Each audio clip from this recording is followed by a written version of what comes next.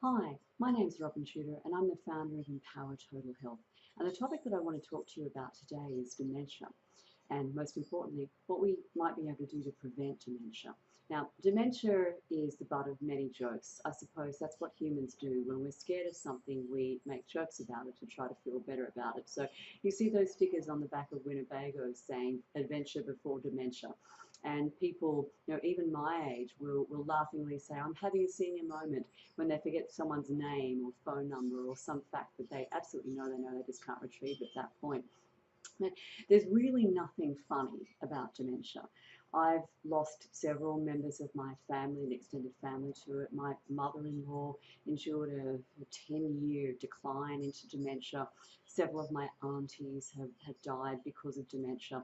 And there's just totally nothing funny about watching someone that you care about gradually lose all their physical capacities, lose their ability to take care of themselves, eat, toilet, engage in conversation. They forget who you are, they forget who they are. There's a total disintegration of personality before they gradually, painfully, slowly die. It's just awful. Many people assume that dementia is a normal part of the aging process, that it's just something that happens as you get older. And this actually isn't true. Dementia is a disease. More accurately, it's a group of diseases. There's around 100 different types of diseases that cause dementia. The most common of them are Alzheimer's disease, vascular dementia, dementia with Lewy bodies. There's frontotemporal dementia and also alcohol-related dementia. There's quite a number of other kinds, but they're probably the most common. And if you look at the rate of dementia in Australia, if you're aged 65 or over, there's actually a 10% chance that you're going to be suffering from dementia. Once you get to 85 and over, the numbers are even more worrying. So 31% of Australians in that age bracket are living with dementia. When I say they're living with dementia, the reality is the entire community is living with their dementia. So their spouse, their children, their siblings, their friends, and of course the healthcare system and the aged care system are all having to live and cope with these people who are suffering from dementia. So the costs of dementia are just unbelievable. There's obviously an economic cost. There's a massive emotional and social cost as well. And these costs are only going to go up. We've got, as of 2015, we had 342,000, 800 Australians. So say 350,000 odd Australians living with dementia. And because of aging of the population and just population growth as well, it's predicted that by 2020 we'll have 400,000 people living with dementia. And by 2050, roughly 900,000 Australians with dementia. Now that's a really massive market share if you want to look at this in kind of glass half full terms. So unsurprisingly, the drug companies have got pretty busy trying to develop pharmaceutical treatments for dementia. And unfortunately, their efforts up to this point have been pretty wildly unsuccessful. So the drugs that are used in dementia treatment are not curative in that they don't stop the underlying disease process. They don't prolong the lifespan of the person suffering from dementia, and they don't change the outcome of the disease. The demented person who's treated with Alzheimer's drugs or other dementia drugs is still going to die of dementia. The benefits of these drugs are not experienced by the vast majority of people, and when they are experienced, they're pretty minor. They're what's called clinically insignificant.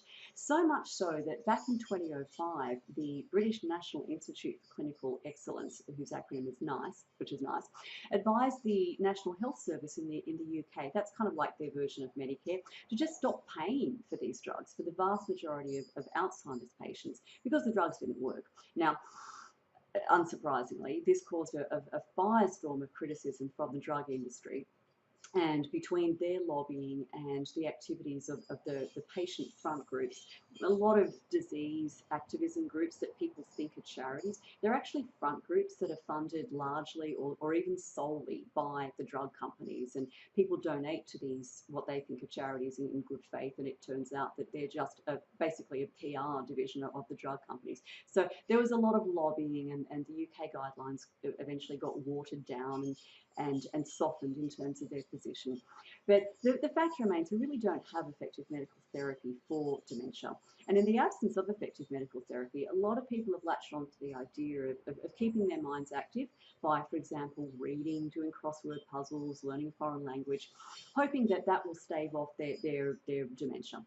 And there's some evidence of benefit for this strategy, both in people who are cognitively healthy to start with, so just older people who are still cognitively intact, and also people who are suffering from what's called mild cognitive impairment, or MCI. So you might think of MCI as like a pre-dementia state, in the same way that we now have diagnoses like pre-dementia and like pre-diabetes, and pre-hypertension. So MCI is pre-dementia. It's kind of like an intermediate step between normal healthy cognitive function and dementia. And if you have MCI, then you are at much higher risk of developing dementia than if you don't. Aside from just keeping your brain active, there are more formal cognitive training programs that have been developed to try to prevent dementia.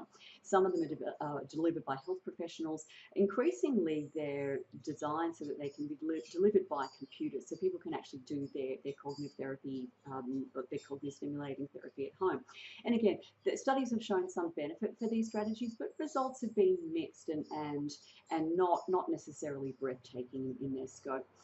It turns out, though, that keeping your body active in very specific ways may be a better strategy for staving off cognitive decline and dementia than stimulating the grey matter.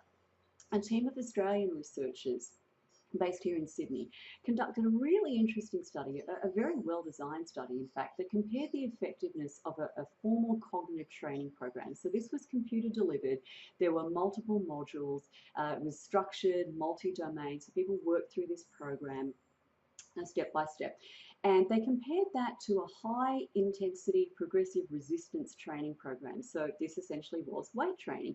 They sent people into the gym and under supervision, they worked them out on the weights machines. So working the major muscle groups of the body at a fairly high intensity and using progressively greater weights as the participant's strength increased.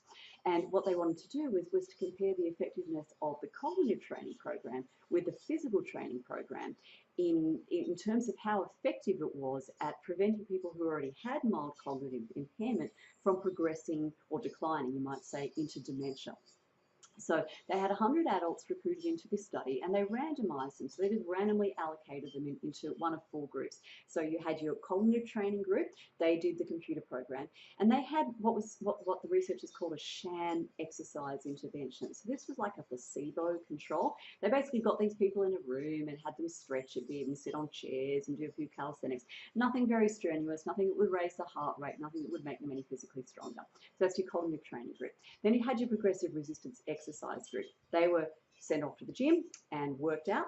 And then they also had a sham cognitive intervention. So they got herded into a room, they were shown some nature documentaries, National Geographic type stuff, and then asked questions afterward. Then you had a combined group. So they did the cognitive training and the physical training. And then you had a control group. So they got the sham exercise program, sitting in a chair and doing arm circles, and the sham cognitive intervention, sitting in a room and watching documentaries. And then they followed up these older people who, you remember, already had a diagnosis of mild cognitive impairment. They followed them up for 18 months. And what they found was really nothing short of fascinating. Now, they had anticipated, on the basis of previous studies, that the people who were randomized to the exercise-only group would have really dramatic improvements in their executive function. And this is exactly what happened.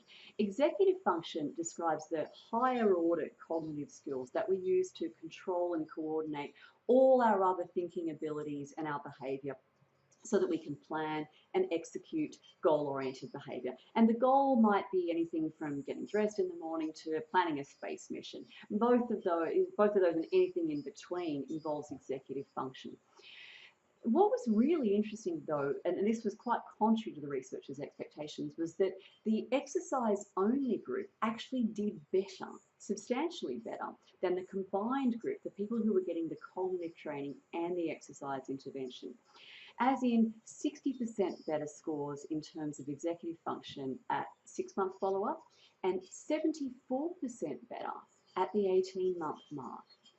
Now, the researchers weren't really sure why this happened, but they speculated that the combined intervention was just pretty stressful. It was very intense, it was mentally and physically challenging, and they wondered whether the participants, because of this additional load in their lives, might have kind of dropped out of home and community engagement and done a few less activities that promote cognitive health, but they weren't really sure. Bottom line, though, was that intense physical exercise was incredibly effective at improving executive function. Resistance training also improved the proportion of people who achieved normal test scores, as in the scores that you would get if you didn't have mild cognitive impairment, on tests of what's called global cognitive function, which is pretty much just overall thinking ability. Whereas cognitive training actually had no effect on this. It's very surprising. The take-home message is that if you want to stave off both physical decline and mental decline as you get older, you really have to work your body, and you have to work it hard. Those gentle exercise for seniors classes where you know, do a bit of stretching and maybe lift a half a kilo dumbbell, they just will not cut it. They don't work. They don't make people physically stronger, and they certainly don't improve their cognitive well-being or their thinking ability as well. The problem is, of course, that older people, and most particularly older women, don't necessarily feel terribly comfortable going to a gym and going into the weights room and competing for space and machines with some 25-year-old steroid-infused, sweaty, stinky muscle jockey. So the best bet, if that describes you, is find a small personal training studio, or even better, a studio that's run by an exercise physiologist who just has a lot more training in terms of helping you to exercise safely and correctly.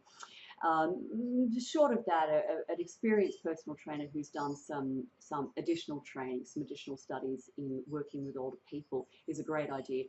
And you may even be eligible for a Medicare referral from your GP. So ask your GP if you qualify for that program. Then you could go see an exercise physiologist and get a program designed for you. Now remember, your resistance exercise program needs to be challenging. If you can lift a weight, 15, 20 times and not even raising a sweat, that's just not hard enough to offer benefit.